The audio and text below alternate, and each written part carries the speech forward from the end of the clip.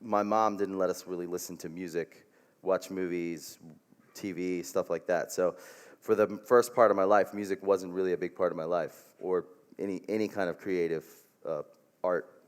So I remember sneaking out of the house at like 4:30 in the morning to go an hour away to the closest mall to wait in line at a Sam Goody, which was a record store before record stores disappeared. And we waited in line, got our tickets, we went to the show, and I remember being at that show and looking at, I was in the nosebleed seats in an arena watching the show, and I was like, that's what I want to do. And we went home and started Good Charlotte.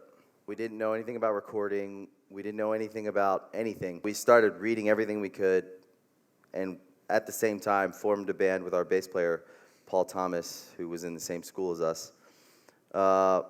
And we just started living and breathing music. That's what we wanted to do. We kind of gave up on everything else, school, everything else.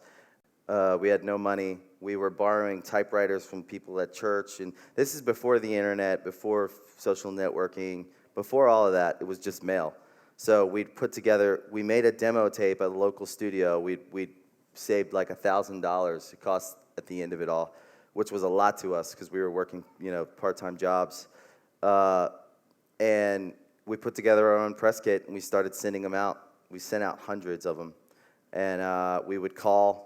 The numbers in the back of the magazine had all the A&R guys to all the labels. And we were shopping our own demos, calling everyone every day. And it was a good 3 years of that before we got through to anyone. That's what musicians have to do. This day and age, they have a lot more tools because of social networking and the way that music can be heard.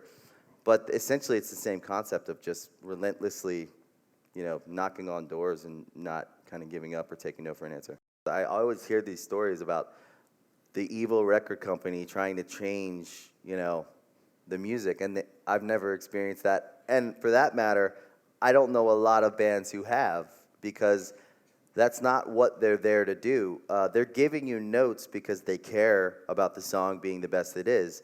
They might be wrong, they might be right, but at the end of the day, if you're going to work in the music business, you have to respect, the game and success of people, and we all have our own taste, and that's a different conversation than, it's hard. It's a hard business, but you have to do it first and foremost because you love writing songs. And then, if you always love writing songs, you'll show up every day and you'll write songs, and you'll be okay that no one else gets it, that no one else likes it as much as you like it. We have probably a playlist of 100 songs that we love that no one ever gave the time of day to. And one day we'll put it out, hopefully, and we'll get to just be happy knowing that we got to put those songs out.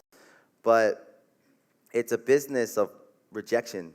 That's the music business in general, is a business of heartbreak and rejection. You have to believe in yourself, and you have to be doing it because you love, we're special people, songwriters. We do something that not everyone can do. We have a craft that we'll always be able to go back to,